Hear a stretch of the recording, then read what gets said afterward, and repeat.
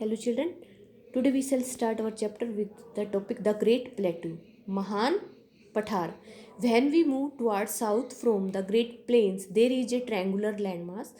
जब हम दक्षिण से मैदानी क्षेत्रों की तरफ जाते हैं तो वहाँ पर एक त्रिभुजाकार का लैंडमास है, इस जमीन का टुकड़ा है. It is known as the great peninsular plateau. ये जो लैंडमास है ये महान प्रायद्वीपीय पठार के नाम से जाना जाता है. Its northern part is known as the central highlands. इसका जो उत्तरी हिस्सा है उसे कहते हैं सेंट्रल हाईलैंड्स. अब इस मैप में देखते हैं, ये जो पिंक कलर का दिखा रहा है ये है प्लेटू, ग्रेट पेनिनसुलर प्लेटू. जब हम दक्षिण से नॉर्थ की तरफ जाते हैं त्रिभुजाकार का है ये हो गए घाट, ये हो गया वेस्टर्न घाट और ये हो गया eastern Ghat.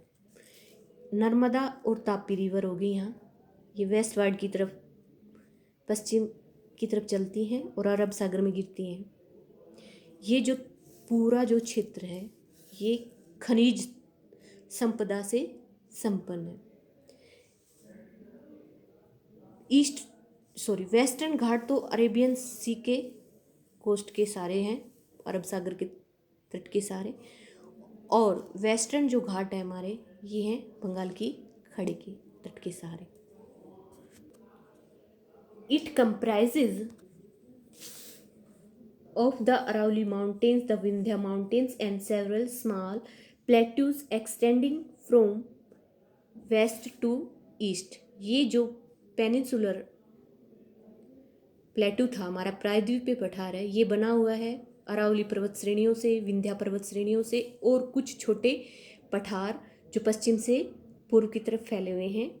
Narmada and Tapi river line to the south of Vindhya flow westward into the Arabian Sea. Narmada और तापी नदियाँ जो कि विंध्या के दक्षिण की तरफ हैं ये पश्चिम की तरफ बहती हैं और अरब सागर में जाती हैं. The southern part of the प्लेटू is called the Deccan प्लेटू. पठार का जो दक्षिणतम हिस्सा है उसे कहते हैं दक्षिणी पठार. It is triangular in shape, ये आकार में त्रिभुजाकार का है. The Western Ghats run along the coast of Arabian C.